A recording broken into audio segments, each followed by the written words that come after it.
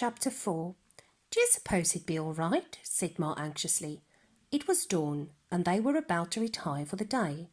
The children were already asleep in a thick bed of fallen leaves. I should hope so, said Pa. Hodgeheg, indeed. His brains are scrambled.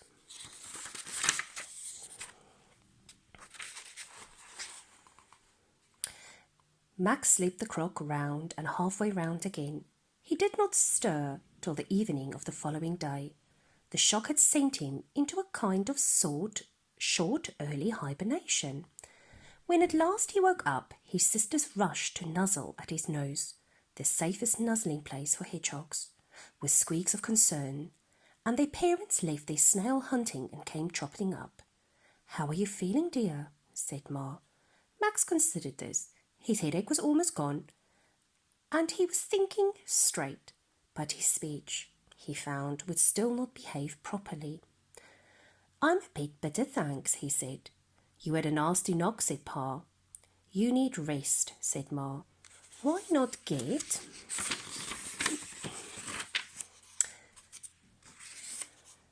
back into bed? We'll bring you some nice slugs." "I don't want to bed into get," said Max. "I feel quite awake, wide. In fact, I feel like walking for a go." Pa took a moment to work this one out. Then he said firmly, "You're not going anywhere, son. Do you hear me? You stay home in the garden for a while. Get your strength back. Understand?" "Yes, Pa," said Max. "I'll say what you do." And he did what Pa had said for a week or more. Puny, Pansy and Petunia fussed over their brother. They bought him the fattest, slimiest slugs they could find and encouraged him to play their favourite game, hide and seek. However, this didn't work. When they hid, Max forgot to go and look for them. And when it was his turn, he forgot to go and hide. So busy he was thinking about the business of road crossing. The girls would count to 30 with their eyes shut, but when they opened them, Max would still be sitting there thinking. Striped bits were no good. He didn't intend trying that again, but maybe, he thought, there were other methods. His determination to find a way was increased when Pa came back early one morning from a visit to the park with more bad news. Max overheard him telling Ma. "Another one gone," Pa said. "Not a relation?" said Ma fearfully.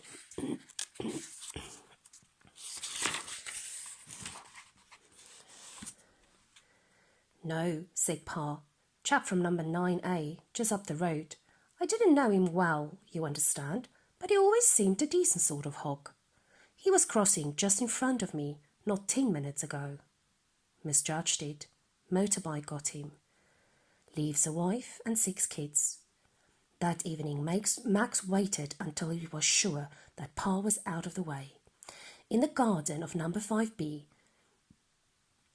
the people in 5A always put out bread and milk for Max's family, but the people in 5B often provided something much better for their hedgehogs, tinned dog food. Every evening Pa crept through the dividing hedge to see if he could nick a saucerful of munchy meat before his neighbour woke up from the day's sleep. "Ma," said Max, "I'm walking for a go." Ma was quick at translating by now. "Did Pa say you could go?" she said. "No," said Max, "but he couldn't say I didn't," and before Ma could do anything, he trotted off along the garden path. "Oh, Max," called Ma, "are you sure you'd be all right?" "Yes, of course," said Max. "I'll be quite co." Once outside the garden gate, he turned left and set up the road in the opposite direction to his previous effort. By now he was used to the noise